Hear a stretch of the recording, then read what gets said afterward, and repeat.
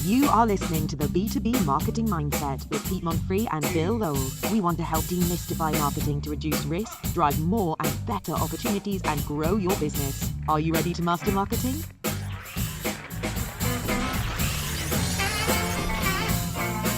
All right. I don't think Bill can hear the music. I get to hear the music, but I don't think you do. Get a fraction of the experience.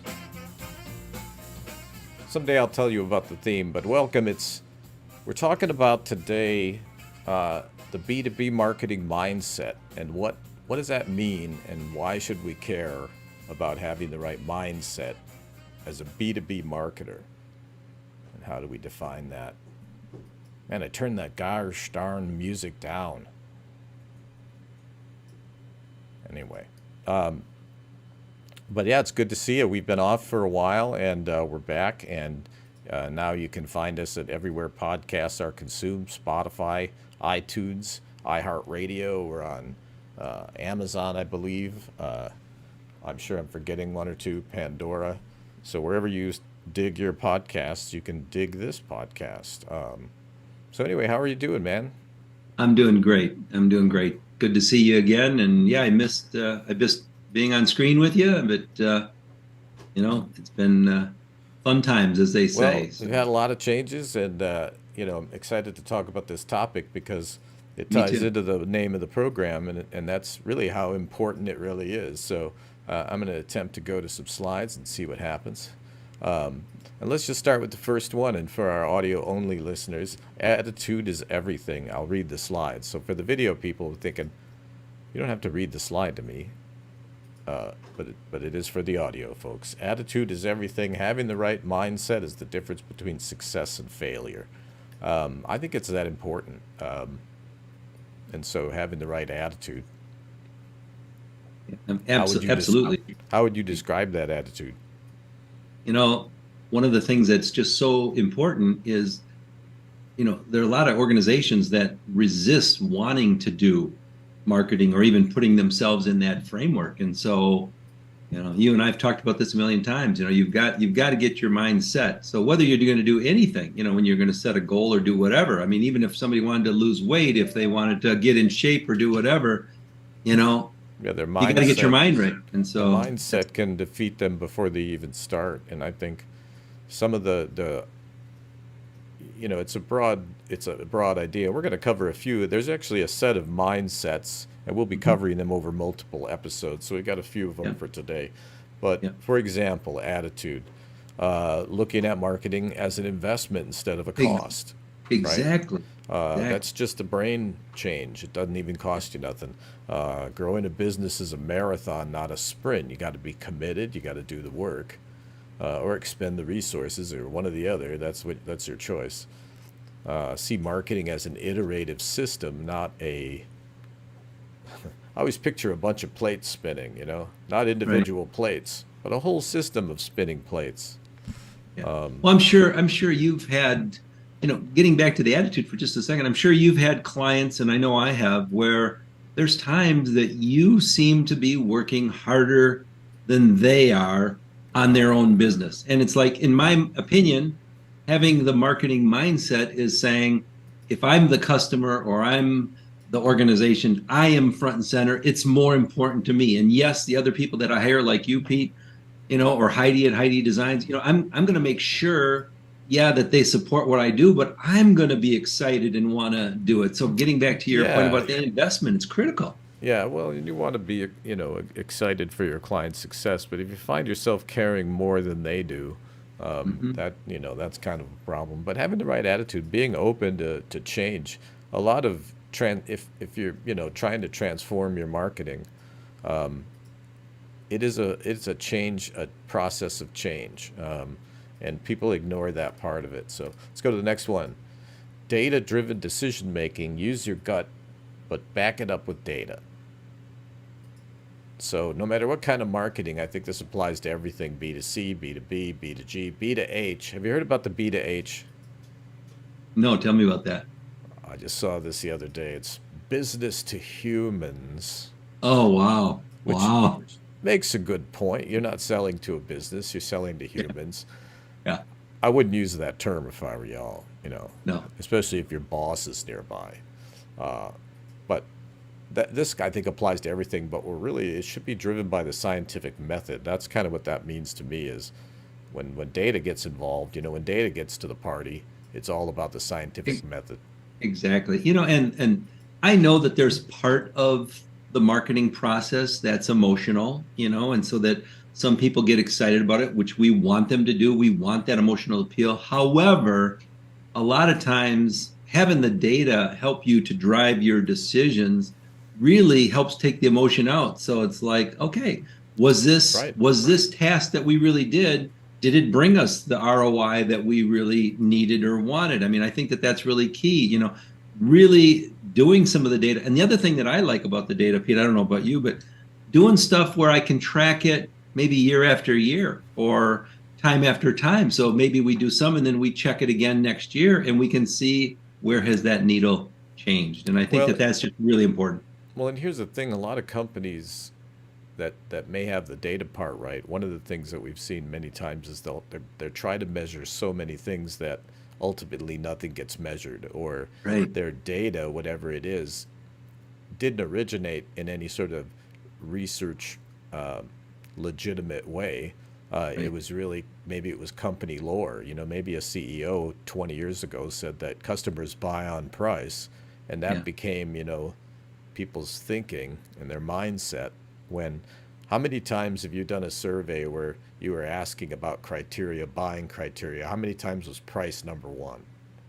Hardly ever. And if it is, then you're a commodity. And then, in my opinion, you're at the end of your life cycle. It's getting scary. You're in trouble.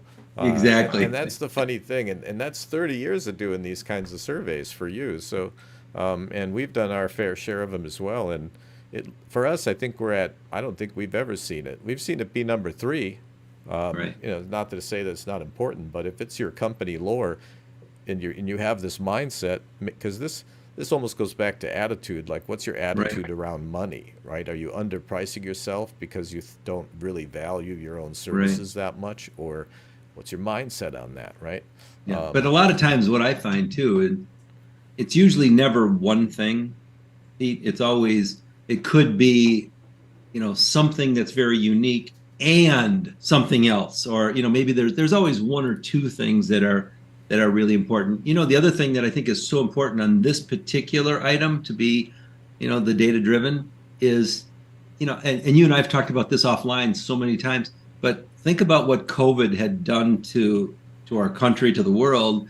But think about it from a business standpoint. If you're still, as an organization out there, if you're still doing things the exact same way you were doing it before COVID started, and that's what you're doing, you're in trouble, because times are changing, things have changed, and you need to measure that to see what's different. And it ain't just the price of gas it's changed. Literally, like B2B buyers have changed how they buy. And a lot of it is doubling down on stuff they did before, but it's you got to have some data, or you're not going to know what is going on here. And we could have you and I could have a whole 3 or 4 episodes just on this, because it's so important. And we probably will, but not today. Customers. No, so the next slide is customer problems are king. So one of the mindsets is you've got to have a deep understanding of your target customers, what they want, need, and what their pain is. I mean, B2B is all about problem meets solution. Whose problem, or what problems do you solve, and for whom? Whom is the grammatically correct word. What problems do you solve for whom? This is one thing I see when people come from other marketing disciplines, B2C, for example. They see that as leading with a negative. And it's like, no, it's because that's what people actually care about. Companies don't spend money unless they're in pain. Period. And they got to be in quite a bit of pain to spend money. You need more paper clips? What do you people think? We're made out of money here? But I think the other thing, and I agree with you, some people perceive that as being a negative, but it's really not at all. I look at it as, what am I going to do to listen to the needs of my customer? And just like you said, what are their needs, their pain points, what are their preferences, what do they want? I mean, even down to the how do they want us to communicate with them? I mean, The there's nuances. exactly, So how do you find out? yeah, I think, You you ask know, them. ex- They can't wait to tell you. So that's yeah. why I think this mindset is easy. Your customers want to help you, and you can ask them anything; they'll tell you. Let's And go they're to the next slide. actually, I think they're actually complimented when you ask them because they want to help you, and then all of a sudden you become a trusted partner with them. The other thing that's really important in that area with regard to getting closer to the customer, they'll help you to be more innovative because maybe a customer will have a need or a pain point that you are able to solve, and maybe it's a new service, and then maybe others have that same thing that you could sell too. So it opens up a door, I think, to the future for you. So it's really an exciting topic. I'm sorry to Absolutely, belabor. no, absolutely. I just realized that I forgot to wear my jacket, so I that's was why. going to say something, but I thought, you're just being a hipster And today. I'm So just I being figured cool. it's That's great. all it Yeah, is. you are, So Well, you have so many other talents that most of us don't have. So I mean, you could break out in song, you could play the guitar, you could do that violin behind you. So, I'll wear this gold lame thing. It looks real I nice. I think that that's great, But So the next slide, you got to have a long-term mindset. And now there's more to this than it seems on the surface, right? Got to have a long-term mindset. What are we talking about? We're talking about the four legs of the stool. We got our four-legged stool, and I created that graphic really quick because people would never think about stopping and starting their finance or their operations efforts in a company, but they stop and start their marketing all the time. Like, no, it's an ongoing thing. It's a long term. It's a marathon, not a sprint. But it also applies to customer relationships, sales cycles. How long is your sales cycle? Somebody buying a $10 item, the buying cycle is going to look a lot different than it could be seconds. Some companies it's a year, right? Now there's ways that you can minimize your sales cycle. A lot of companies don't know that they have a fair amount of control over their sales cycle. They just don't know it yet. Marketing, return on investment. so important. It's a long-term game, Yeah. and then even all the way to your exit, right? So long-term mindset. A couple of things that you mentioned that I think are really important. You said don't shut off your operations. You don't shut off your manufacturing. I look at it even from an investment standpoint, and there's probably a lot of people that are, if they're business owners, they're doing some investing, but it's like you don't time the market. I mean, that's like one of the dumbest things that people can do. You put in a certain amount into the market or into your retirement program over time, and then you watch it grow. It's the same thing with marketing. If we tried to time the market, oh, July is slow, so we're not going to do anything. Let's do something it looks like things will pick up around, the holidays. I mean, that's just silly. You're gonna miss some opportunities. So I think that you're really key on that. Or when things are getting tough, I always think of myself, I always think of it this way. I've got a factory running, and Mhm. my business, we're not selling enough widgets. So what are we going to do? We're going to cut the power to that factory, right? That makes sense. And sometimes this is like, I heard somebody say this. I wish I could give them credit. I don't remember who said it. It's like trying to explain water to a fish. Yeah. Let's go to You the know, next mindset. I was Oh, go just ahead. going to mention one more thing on that. With the long-term relationships, you've talked about it with the life cycle and everything else and the value of a customer and the ROI, but building loyalty, that is really important with regard to that long-term relationship because that loyalty will give you referrals and referrals will enhance the word of mouth. So, I mean, it's kind of like a domino effect for great things to happen for the organizations and for the people that are listening. Well, I'm glad you mentioned that because so often companies think that they're too focused on trying to bring somebody new in when they could be doing more business with the people that they've either done business with the past or are now. In fact, I had one company that said, well, all of these people we know already. Well, does that mean they don't count because you know them when they've shown high intent to buy your service? Let me switch it to the What slides. a great insight. I think you're absolutely right because what you're saying is some of these people aren't probably getting as much business away from their or out of their existing customers or clients as they could. So you're right. It's a great way to have them buy from somebody else. So Yes. next slide is know your quintessential uniqueness.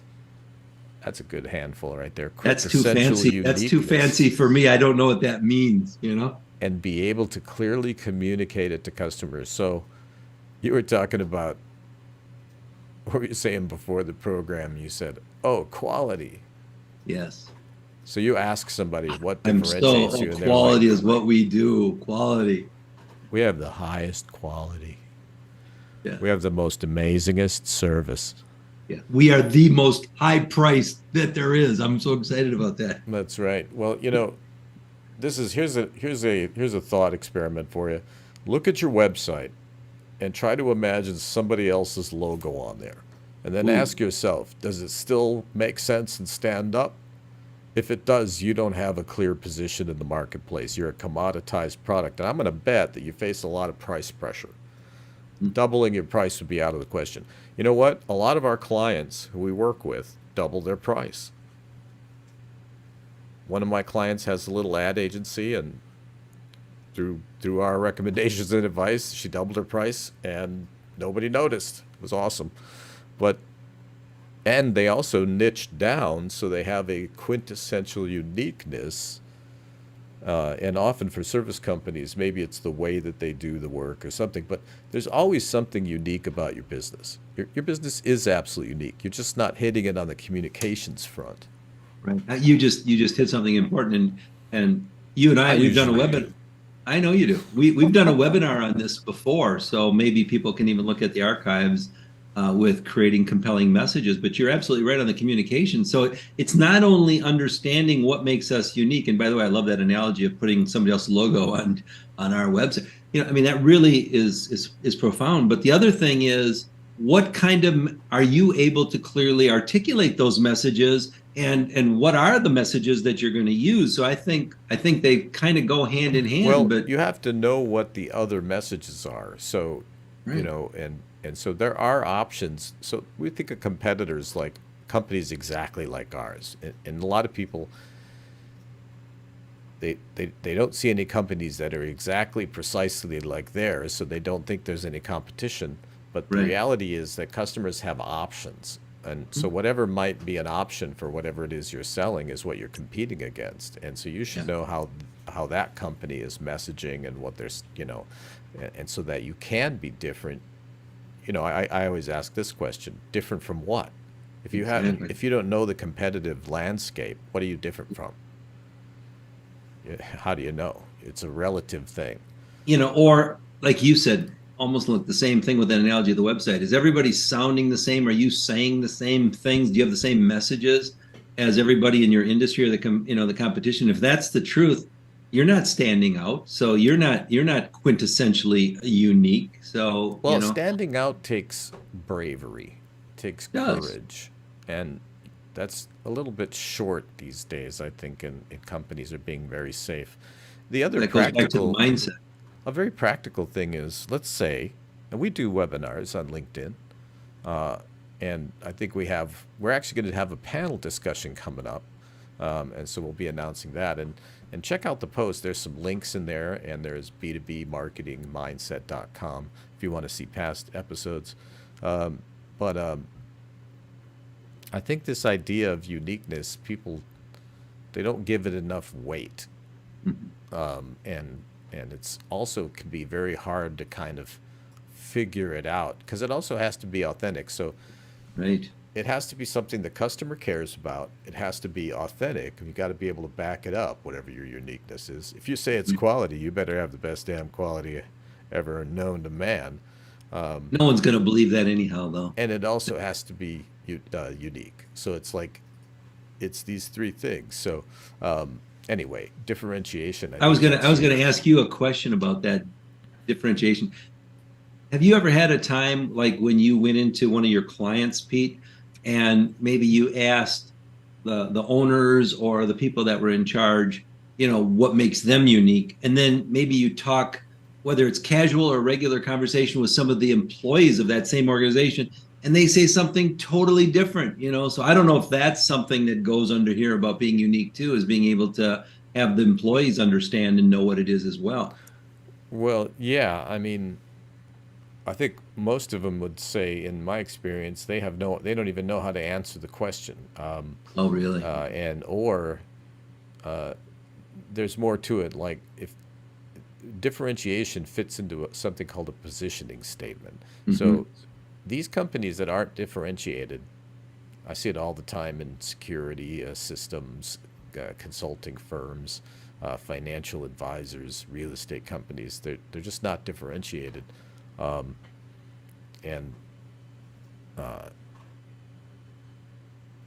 there's always something that inside that you can find that's unique about your company if you know the landscape. And if you're in a sea of companies that are the same and you're the different one, or a practical application is, look at your LinkedIn feed and you're doing these webinars or doing whatever you're doing, does your artwork look like all the other artwork? Exactly. Does it just blend in and looks the same as everybody else? I mean, you got to look different, be different, sound different, act different, and make that your authentic thing. You can't fake it. No, you can't fake it. You can't say that you have super duper quality and then be like, yeah, we make Yugos. People don't take that seriously. Yeah. Does the younger generation even know what a Yugo is anymore? Nope. But hey, No. I don't think they're listening to this program.